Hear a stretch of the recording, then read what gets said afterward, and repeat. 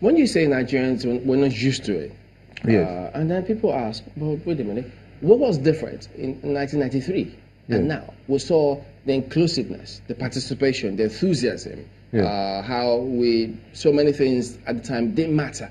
Those fault lines were as though they never existed. We never knew what they meant. Look at then and look at now. Well, a few things matter. Number one is that the great movement of 1993 was a moment in which the power of the people was trying to override the people of power.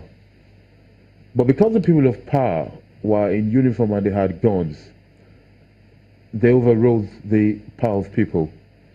25 years later, we see a slight movement from the people of power. Power is moving slightly to the power of people. Now, a lot has happened in the meantime. We've raised strong civil groups. We've raised proper heroes of democracy. And above all, we've also had a situation in which an incumbent has been defeated. So it is clear in people's mind that it is doable. You see, because do not forget, the essence of 93, the essence of June 12, beyond what people say is that for the first time in the history of Nigeria, the people actually mattered. There's a moment in which the people got together.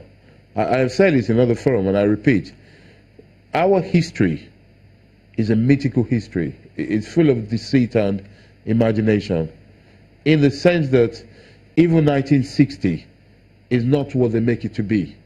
There is no big resistance to the British colonial rule. There is no mega revolution that took out the British out of power. Our independence was negotiated and given to us.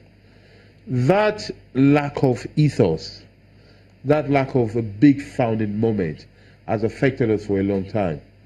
And June 12 is a moment that tries to replace that moment. Is it possible, or would you say, as some would think, we can't seem to get a unifying factor that everybody works towards? Yeah, it's difficult. You know, it's not natural. Unfortunately, human beings are not by nature good people. Good things do not come naturally to humans. Ouch. Yes, ouch. Yeah, but you're very right. That's the truth. I mean, I can say it. I don't shave. You're very clean shaved. So anything good to you happens, it's deliberate, and it requires effort. Now, it's a rare moment in history that unifies people. That is why Americans hold on very dearly to their Founders' Day. That is why the French hold on very dearly to the French Revolution. That is why Nigerians have to hold on very dearly to something like June 12. Otherwise, we have to wait for each World Cup. But you know, World Cup every 4 years. But wait, you know, when you say the people of power, it looks as if the people of power understand the game. Yes. And they seem to have evolved from uniforms to what we see lately. They understand the game, the laws, how to go about electioneering, the processes. Yes. But the power of the people, do we have to wait another 4 years? Because it looks as if it's docile, but some also argue that, how can we say it's docile? Look at what happened in the last 3 years. Well, no, absolutely. If we don't do something about it, we'll have to wait not only for 4 years, but 64 years. It's the burden of those who know. It is the burden of people like you who have explained it very well, to let your generation know. That sort of preposition question that you've made now summarizes the whole thing. Some people, those who know, those who care, those who can, have to go out and educate those who do not. We have to educate, we have to engage, and we have to encourage people to know the importance of being active citizens. It's a very crucial thing, because you see, because without that, everything is wasted. In other language, it will be said that the people of power have a consciousness of class. They know what it means to be in power, they protect their interests, and they will do everything to block others from getting there. They will keep them poor, confused, divided, in order to manipulate and exploit. But that thing about being an active citizen, yes, what does it entail?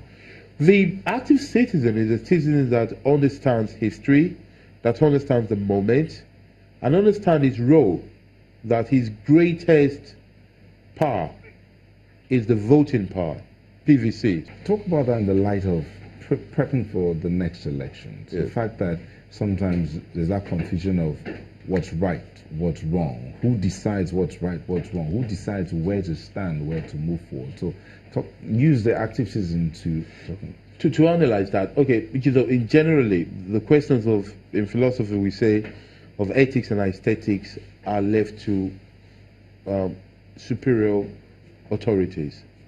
But when it comes to democracy, you know, to a question of the police, the citizenship, the active citizen has to develop a kind of selfish approach. The selfish approach is to look at what is good for you and what you can do about it. When a citizen is discerning enough to identify what is good for him or her, we'll realize that based on who we are, where we are, we have about 4 or 5 items that are crucial to us in the next 5 years. So if you're an IT person, I say this because I know that a lot of your viewers are IT-led people. They use computers and they do things. So if you buy online, if you trade online, if you do Facebook, Google, or anything like that, you realize that for you, the Forex is a very crucial thing. So when they're doing a political debate, you'll be trying to see which candidate can stabilize the Naira. If you are a graduate or a school leaver or a parent that has a child who's a graduate or school leaver who's looking for a job, whilst they're doing all the debate, you'll be watching out for the person that can create jobs. If you're an entrepreneur and when you're interested in a vibrant economy, whilst the whole debate is going on, you'll be looking out for that movement, that party, that candidate that is speaking towards making that happen. Then the next thing you do is to mobilize yourself, not in terms of taking money. You make sure you have the voting power, which is the PVC, and then you try to influence other people to think along your side. So you go to your unions, you go to your sectors, you talk to your customers, friends, clients, and say, look, this person understands our interests. Let us go for this person. The ideal active citizen will be looking out to employ a CEO for Nigeria. You look as opposed to what? Just going out there to elect them for the sake of electing them? Absolutely. You know, the active citizen goes beyond being a supporter. He or she becomes an employer. And it's not a question of political party now. It goes beyond that. It can be, but it goes beyond that. At the moment in Nigeria, our political parties are like taxis. Anybody takes them and gets to where you want to go. Quote me today, in the next 8 months, a lot of people are going to leave their parties and go to other ones. And there's no point in saying, oh, this person is turning party. It's because they're just empty cars. You know, you go in, realize your ambition, dump them, and go where next.